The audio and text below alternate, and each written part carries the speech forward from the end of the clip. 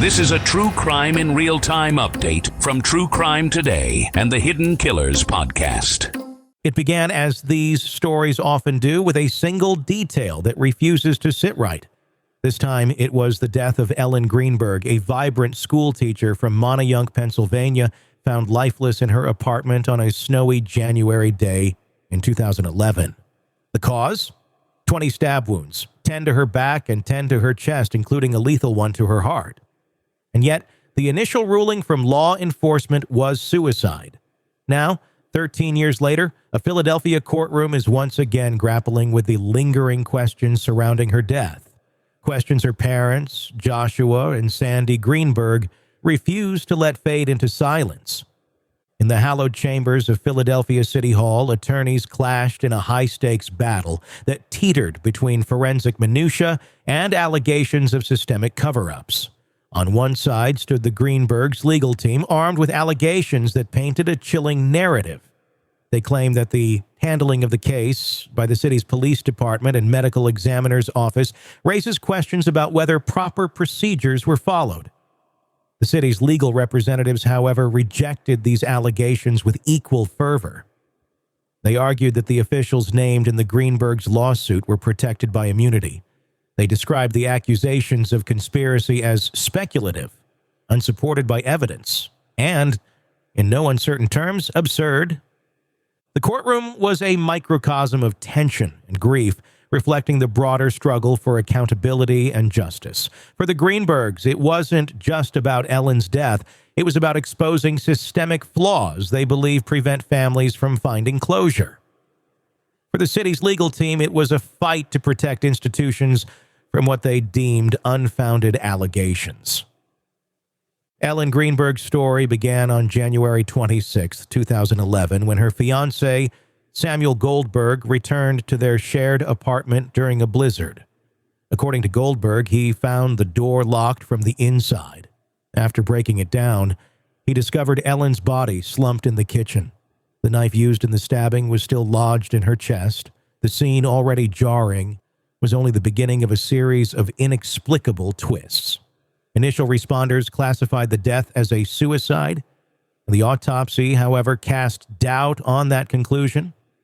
The forensic examiner noted the number and distribution of stab wounds, ultimately ruling her death a homicide. Yet, in an astonishing reversal, investigators later changed the cause of death back to suicide after what has been described as a meeting of law enforcement and forensic officials. The exact details of that meeting have not been disclosed publicly. Fast forward to the present, the Greenbergs are not only seeking to hold city officials accountable, but are also petitioning the Pennsylvania Supreme Court to amend Ellen's death certificate to reflect undetermined as the cause of death. Their argument? That the current classification of suicide is not just inaccurate, but an insult to the evidence and to Ellen's memory. Recent developments have added new layers of complexity. Following conflicts of interest within the Philadelphia District Attorney's Office and the Pennsylvania Attorney General's Office, the case was handed to the Chester County District Attorney's Office. After a re-examination of the evidence, Chester County announced it could not definitively determine if a crime had been committed. For the Greenbergs, this was a devastating blow, not just to their quest for justice, but to the very idea that truth can prevail over institutional inertia. The Greenbergs' legal team has raised concerns about the police crime scene investigation, alleging it may have been compromised because the apartment was cleaned before a thorough forensic examination. Whether this was a procedural oversight or something more remains unclear. For the legal experts following the case, this alleged mishandling underscores a broader issue: the delicate balance between preserving evidence and maintaining procedural integrity in the immediate aftermath of a crime. Beyond the courtroom, the Greenbergs' battle has sparked a wave of public interest, with advocacy groups and legal scholars weighing in on the implications of the case.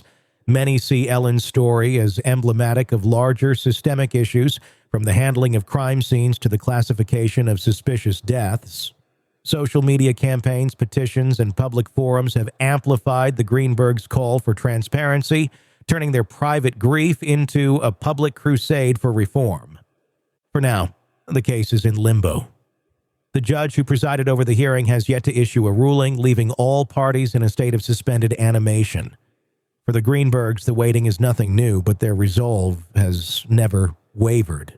They continue to push for answers, driven by a determination to honor their daughter's memory and ensure that no other family endures a similar ordeal.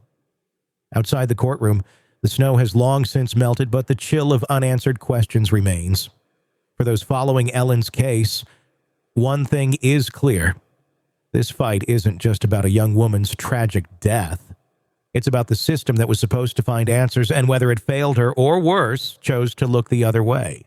Welcome to the podcast. If you'd like to listen to an ad-free version of this episode and all of our episodes, then search True Crime Today Premium Plus on Apple Podcasts and press subscribe. That's our premium channel where all of our ad-free and advanced episodes live, all in one place. True Crime Today Premium Plus. Search it on Apple Podcasts and press subscribe. Even try it for 3 days free. Let's be honest. Nothing kills the thrill of a good murder mystery like a commercial for laundry detergent. It's like someone slapping a closed sign on your favorite dive bar. But you're not here for that, are you?